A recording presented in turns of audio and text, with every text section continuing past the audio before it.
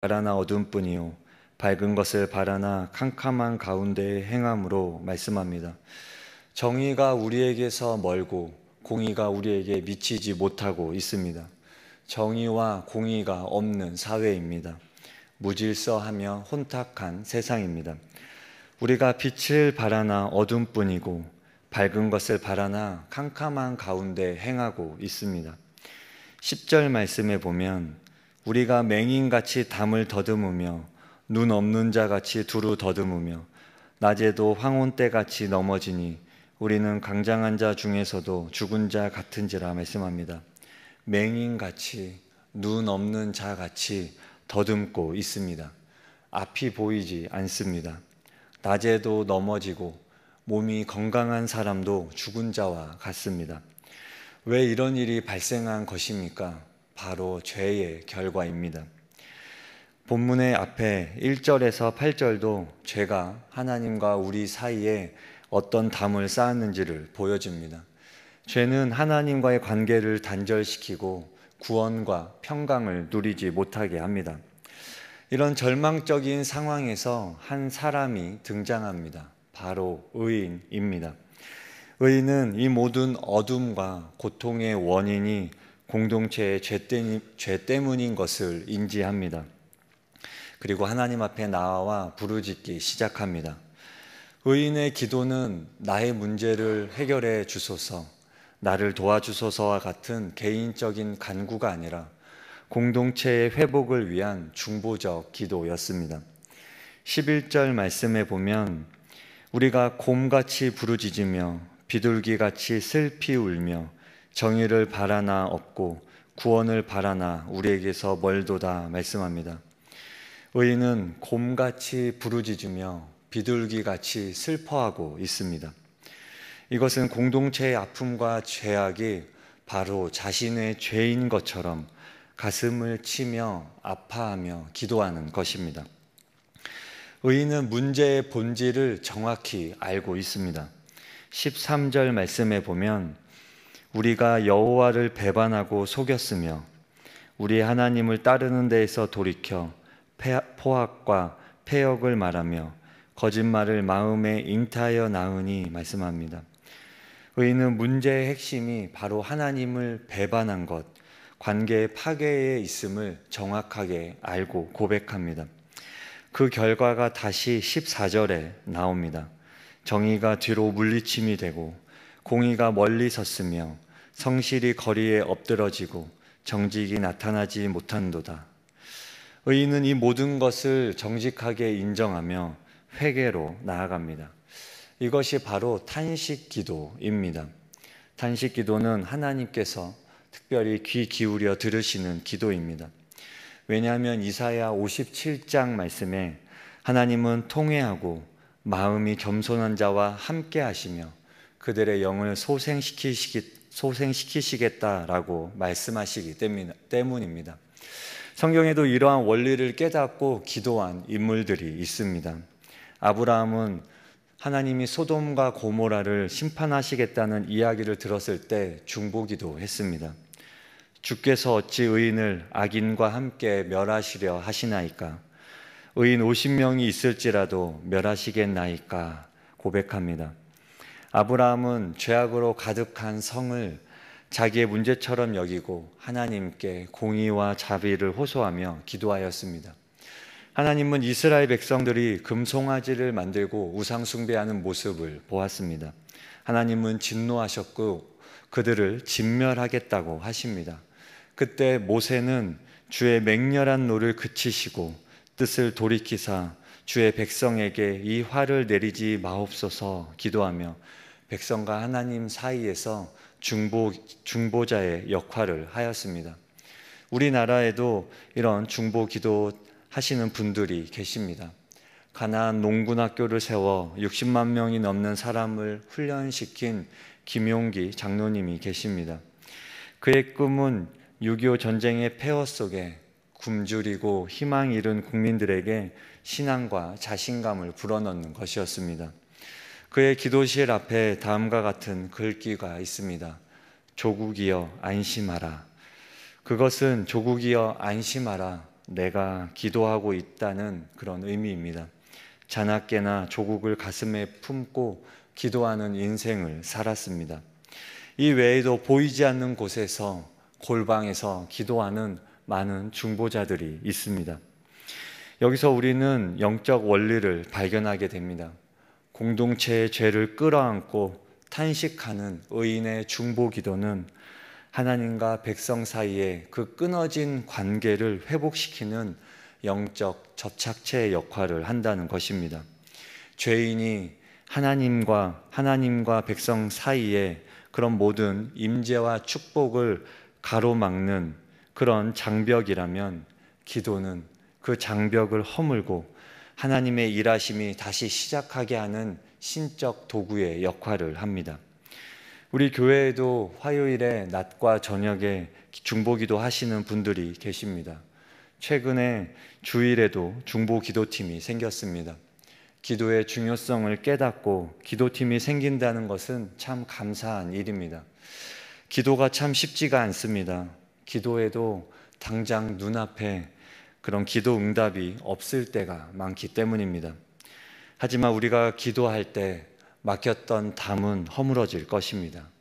끊어진 관계는 회복되고 하나님의 일하심이 시작되게 됩니다. 이것이 바로 기도의 능력이며 그리스도인들이 가지고 있는 영적인 무기입니다. 그러므로 기도는 단지 위로의 수단이 아니라 하나님의 뜻을 이 땅에 이루어가는 능력의 통로가 됩니다. 우리는 내가 속한 가정과 교회, 이 나라의 연약함과 죄악을 나의 아픔으로 여기며 하나님 앞에 탄식하며 기도하는 중보 기도자가 되어야 하겠습니다. 공동체의 아픔을 끌어안고 조국이여 안심하라, 내가 기도하고 있다, 이렇게 결단하는 저와 여러분 되시기 바랍니다. 의인의 탄식 기도가 하늘에 닿았을 때 어떠한 일이 발생합니까? 하나님께서 움직이기 시작하십니다. 16절과 17절 말씀이 그 모습을 보여주고 있습니다. 하나님은 백성들이 스스로 일어날 힘도 없고 지혜도 없음을 아셨습니다. 하나님은 백성을 도울 중재자가 없음을 보시고 이상히 여기셨다 말씀합니다. 그리고 친히 하나님의 팔로 구원을 베푸십니다. 친히 구원의 갑옷을 입고 공의의 투구를 쓰시고 열심을 겉옷으로 삼으시는 용사로 일어나십니다. 우리의 구원은 전적인 하나님의 은혜입니다. 우리가 무언가를 해서 얻어내는 것이 아니라 하나님께서 용사로 싸우셔서 우리에게 주시는 선물입니다. 그러나 이 하나님의 은혜가 그저 얻어지는 것이 아닙니다. 20절 말씀에 보면 여호와의 말씀이니라, 구속자가 시온에 임하며 야곱의 자손 가운데에서 죄가를 떠나는 자에게 임하리라 말씀합니다. 하나님의 구원은 누구에게 임합니까? 그것은 죄가를 떠나는 자에게 임합니다. 죄에서 돌이키기 위해 몸부림치는 자들에게 임합니다. 의인의 중보기도를 통해 회개의 마음이 부어졌고 그 회개에 응답하여 죄에서 떠나려는 자들에게 하나님의 구원의 손길이 임하는 것입니다. 21절은 이 모든 구원 역사의 결론입니다. 우리 21절 말씀을 함께 읽어보겠습니다. 시작.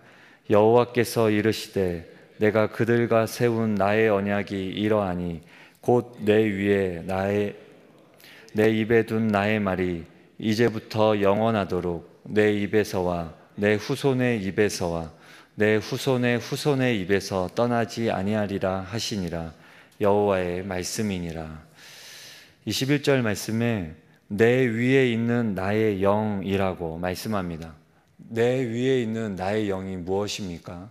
성령님을 의미합니다. 성령의 임재하심입니다.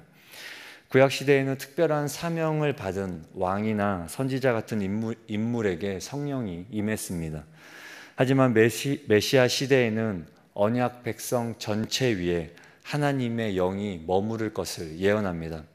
또한 내 입에 둔 나의 말이라고 합니다. 이것은 하나님의 말씀입니다. 하나님은 성령뿐만 아니라 말씀 또한 백성의 입에 두시겠다고 지금 말씀하십니다. 이것은 마음과 입에 새겨져 살아 움직이는 말씀이 될 것을 의미합니다.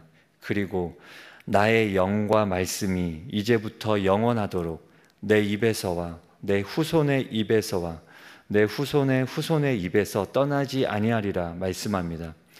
이 언약의 놀라운 점은 영속성입니다.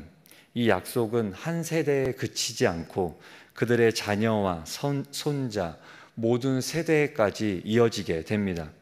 이 21절 말씀이 의미하는 것이 무엇입니까?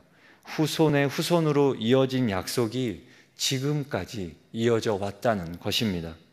이 말은 지금 우리 위에 성령이 계시며 우리 입에 하나님의 말씀이 있다는 것입니다. 마치 가보와도 같습니다. 가보는 주로 집안에서 대를 이어 전해져 오는 보물을 의미합니다. 그런데 한국에서도 이런 가보가 많이 있었는데 일제강점기와 6.25를 거치면서 많이 실종되고 파괴되었습니다. 가보는 귀한 물건이지만 이것이 시간의 흐름 속에서 온전히 지켜지기란 참으로 어려운 일인 것입니다. 형체가 있는 가보도 손상이 있는데 형체가 없는 말은 얼마나 더 지켜지기가 어렵습니까? 아 다르고 어 다르다고 같은 말이라도 누가 하느냐에 따라 맥락이 참으로 달라지게 됩니다. 예전에 가족 오락관이라는 프로가 있었습니다. 줄을 세우고 맨 앞에 있는 사람에게만 글자를 보여줍니다. 그리고 그것을 뒷사람에게 표정과 몸짓으로 전달하는데 마지막에 가면 많이 와전되어 있는 경우를 보게 됩니다. 말이라는 것이 발음 하나만 달라져도 뜻이 완전히 달라집니다. 그런데 지금 본문에서 하나님이 이제부터 영원하도록 내 입과 후손의 입에서 떠나지 아니하리라 말씀하십니다. 왜냐하면 우리 스스로의 힘으로 전해지는 언약이 아니기 때문입니다. 우리 위에 두신 영, 성령께서 그가 주님의 언약이 입과 입으로 전해질 때, 세대를 넘어서 전해질 때 손상되지 않도록 지켜주신다라고 말씀하십니다. 이스라엘 역사는 멸망당하고 침략당하고 암흑기를 지나며 굽이굽이 이어져 왔습니다. 그렇게 모든 등불이 꺼질 것 같은 그런 상황 속에서도 하나님의 약속은 계속 간직되어져 왔습니다. 우리의 삶 역시 마찬가지입니다. 우리 다음 세대가 마치 꺼져가는 등불 같고 상한 갈대처럼 연약한 모습을 보게 됩니다. 그러나 우리 힘만으로는 불가능하지만 우리 위에 계신 성령, 그가 모든 것을 가르치시고 생각나게 하실 것입니다. 그래서 우리는 소망이 있습니다. 다음 세대가 소망 없다 하지만 우리의 힘이 아니라 하나님께서, 성령께서 그들을 붙들고 계시기 때문입니다. 그래서 우리가 소망 가운데에서도 기도할 수 있습니다. 성령님이 여전히 우리를 붙들고 계십니다. 내 모습 연약하고 때론 비루하게 여겨질 때도 있지만 우리 위에 계신 성령님이 우리와 함께 하시며 우리를 돕고 계십니다. 그 보혜사 성령님을 의지하며 오늘 하루도 믿음으로 승리하며 살아가는 저와 여러분 되시기 바랍니다. 우리 함께 주기도문 하겠습니다. 하늘에 계신 우리 아버지, 아버지의 이름을 거룩하게 하시며 아버지의 나라가 오게 하시며 아버지의 뜻이 하늘에서와 같이 땅에서도 이루어지게 하소서. 오늘 우리에게 일용할 양식을 주시고 우리가 우리에게 잘못한 사람을 용서하여 준 것 같이 우리 죄를 용서하여 주시고 우리를 시험에 빠지지 않게 하시고 악에서 구하소서. 나라와 권능과 영광이 영원히 아버지의 것입니다. 아멘.